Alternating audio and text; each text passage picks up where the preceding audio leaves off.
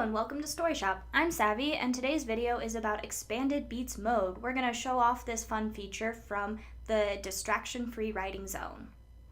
So once you get into your dashboard, click on the book you want to work in or the world you want to work in and select one of the books from there. Head on over to the side of your writer where you can open up your beats mode and click on the expand button. This is where we're starting with it already open.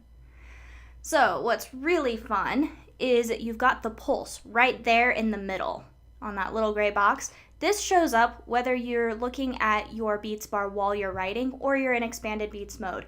This is one of the most useful features of beats mode, I feel like, because you can see everything you need to see at a glance. This will give you a character cap so that you only write out what you will see. Now, for those of you who want to go super in-depth with your plotting, we have the features for you. So go ahead and click on the plus sign to the left of your chapter there, and you'll see the scenes within that chapter. You can drag them, you can drop them, they'll automatically renumber. It's fun. All right, there at the top, you can expand your view and see your beat summary. This will just keep expanding as you write, so fill her up. It's great. Of course, you'll have to do more scrolling once you get those really long. So on the card is a nifty little feature where you can collapse and expand that by clicking on this matching icon to the one at the top. And then next to it is your notes. So go ahead and click on that. This is your notes board.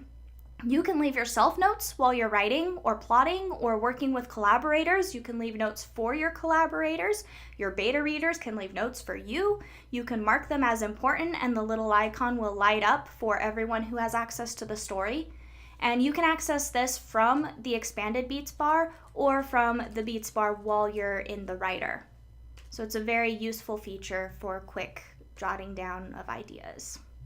And next to that, you're gonna have a little pop-out button, so you can click on that, and that'll take the beat summary you're seeing, and it'll put it into a separate window. So if you're like me, and you're like, I really need this full beat summary while I'm writing this scene, you can have it, and you don't have to click in or out, it's just open there to the side.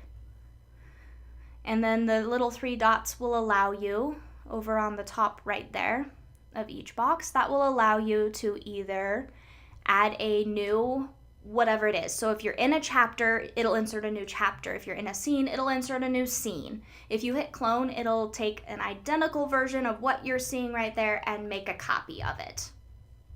You can delete from there as well.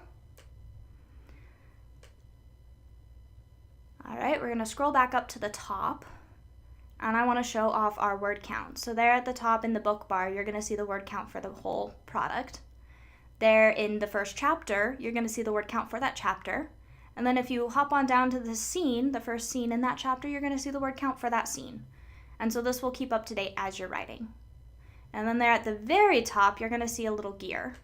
And that allows you to choose your font and your font size. This only affects your beat bar. So you can do this and not have to worry about what your writer looks like.